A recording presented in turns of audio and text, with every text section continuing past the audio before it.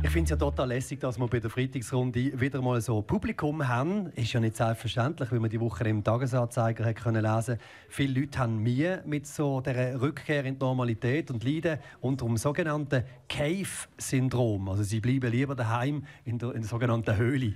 Lieber die Höhle, bzw. lieber die Wöhle als die Höhle. Um was geht's? Die Weltwoche hat recherchiert und herausgefunden, dass es genau 2 Optionen gibt, um die Leute wieder aus ihren Höhlen zu locken.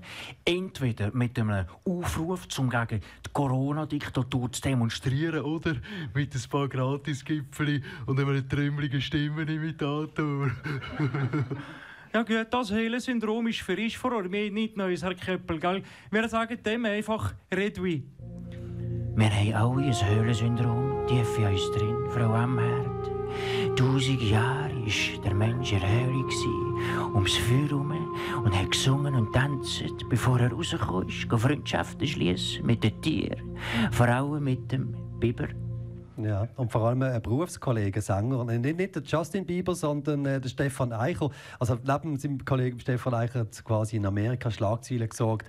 Der Kanye West in dieser Woche, der Rapper Kanye West, der heisst ja amtlich jetzt nur noch Yeah.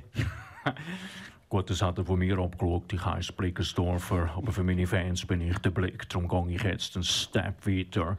Bis die Pandemie vorbei ist, heisse ich nicht mehr Blick, sondern nur noch weisst, GG, vergimpft und genesen. Ich habe das nicht nötig, verstehst du? Wenn der Röhr aus Solör je seinen Namen ändert, dann von Chris von Rohr in Chris Vollrohr, verstehst du? Da geht's ab, das ist mit mir recht. Ja, wie ist denn das für dich eigentlich, Baschi? Du heisst ja auch nicht richtig so. Nein, ich heiße Sebastian Bürgin. Aber das können sich einfach die Leute nicht merken. Ja, das ist wahr, aber ich heisse vor allem darum Baschi, weil ich mir das selber besser merken kann, oder verstehst du? Das stimmt. Wieso weißt du das? Willst du noch sagen? Wieso weißt du das? Ja, weißt, ich mache dich schon lange so nachher und dass ich manchmal nicht einmal mehr weiss, oder wie ich vor allem selber heiße. Das ist ein Problem, Mann. Du bist immer noch der Fabian Unterreger. Ah, genau. Ja, danke, Baschi. Jetzt kann ich endlich wieder mal mich ganz selber sein. Ja. Der SRF 3 Comedy zum Morgen mit dem Fabian Unterreger und seiner Freitagsrunde.